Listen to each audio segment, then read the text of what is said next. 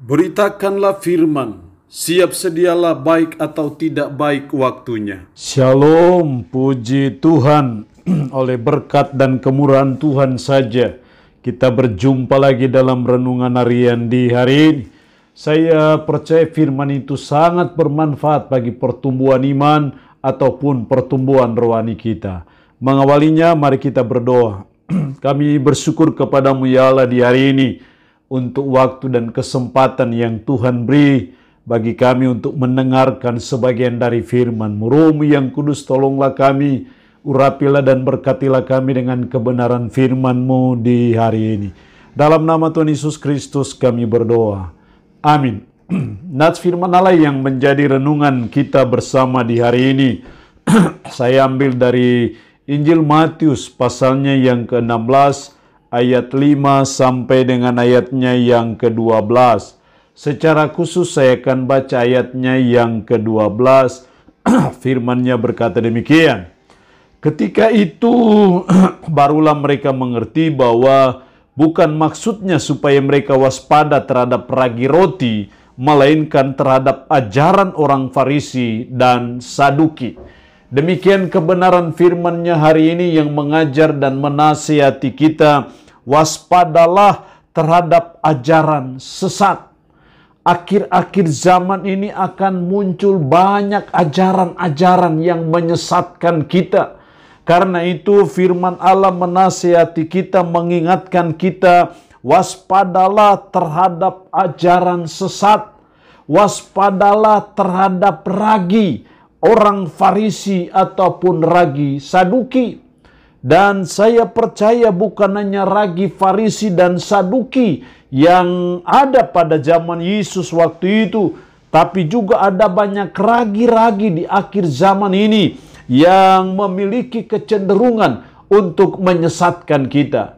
Karena itu Yesus berkata, waspadalah terhadap ragi orang Farisi dan Saduki. Sama dengan Yesus mau berkata, waspadalah terhadap ajaran sesat yang akan muncul di akhir-akhir zaman ini. Akan banyak muncul ajaran-ajaran sesat. Karena itu mengetahui firman secara baik dan benar, secara dalam dan komprehensif, itu sesuatu yang sangat penting dalam kehidupan kita sebagai umat, supaya kita tidak terbawa dengan arus ajaran yang menyesatkan itu. Dalam konteks ayat firman Allah hari ini kita akan belajar dua ajaran sesat dari Farisi dan Saduki yang perlu kita waspadai. Yang pertama soal ragi orang Farisi, ajaran yang menyesatkan dari orang Farisi. Apa itu ajarannya? Yang inti dari ajaran orang-orang Farisi adalah menjadikan tradisi itu sebagai otoritas yang sama dengan firman Tuhan. Menjadikan adat istiadat mereka, kebiasaan mereka, tradisi mereka sebagai suatu tradisi yang memiliki kedudukan yang sama dengan Taurat, yang memiliki kedudukan yang sama dengan firman. Dan itu tidak boleh. Itu dianggap sebagai ragi orang Farisi, dianggap sebagai ajaran yang menyesatkan. Kita harus menempatkan firman Tuhan itu di atas segala-galanya, di atas segala tradisi-tradisi apapun juga. Kita belajar untuk menghormati dan menghargai warisan nenek moyang kita, menghargai tradisi yang diturunkan sebagai pemberian yang diwariskan oleh nenek moyang kita. Tapi kita harus tetap menempatkan tradisi itu di bawah firman Tuhan.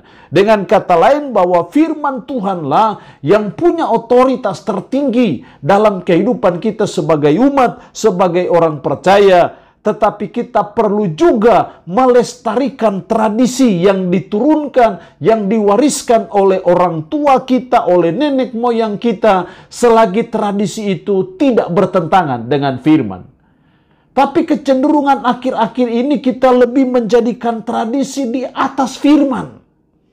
Dan itu tidak boleh terjadi dalam hidup kita sebagai umat, sebagai orang percaya. Sekali lagi, firman Allah harus punya otoritas tertinggi dan kita menghormati dan menghargai segala tradisi warisan, adat istiadat nenek moyang kita. Kita perlu menghormati dan menghargainya, tetapi tetap menempatkan firman Tuhan di atas segala-galanya.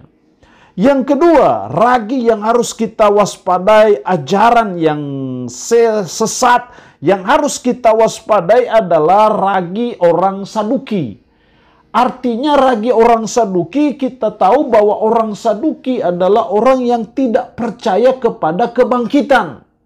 Mereka menganggap bahwa setelah kematian selesai perkara.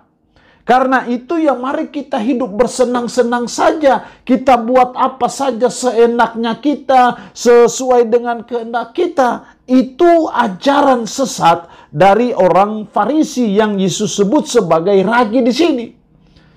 Jadi kita belajar bahwa tidak mungkin tidak ada kebangkitan. Dasar kebangkitan adalah kebangkitan Kristus dari antara orang mati. Jadi setelah kematian tidak berarti selesai perkara. Perkara jasmani di dunia betul selesai, tapi masih ada kehidupan setelah kematian. Apakah di surga senang selama-lamanya atau di neraka sengsara selama-lamanya dalam penghukuman di sana. Jadi kita tidak setuju, tidak terima ajaran Saduki, yaitu tidak ada kebangkitan. Kita percaya bahwa tetap ada kebangkitan. Karena itu kita harus belajar supaya kita sungguh-sungguh percaya dan beriman kepada Yesus Kristus, supaya kita dibangkitkan dan memperoleh keselamatan, memperoleh kemuliaan yang tiada taranya, tiada duanya, yang Yesus sudah siapkan dan sediakan spesial bagi kita orang yang percaya dan beriman kepada Dia. Jadi kita perlu waspada terhadap ajaran sesat dari ajaran orang-orang Saduki yang tidak percaya kebangkitan, sehingga kita berpesta pora saja, hidup bersenang-senang saja, hidup semaunya saja, toh selesai mati habis perkara. Itu ajaran yang menyesatkan, yang perlu kita waspadai dalam hidup kita sebagai umat, sebagai orang percaya. Allah yang punya firman ini memberkati kita dengan firman-Nya hari ini. Amin. Mari kita berdoa. Puji syukur untuk kebenaran firman-Mu hari ini, yang mengajar dan menasihati kami. Waspadalah terhadap ajaran sesat, secara khusus ragi Farisi dan ragi orang Saduki, yaitu menjadikan tradisi sebagai otoritas yang sama dengan firman Tuhan.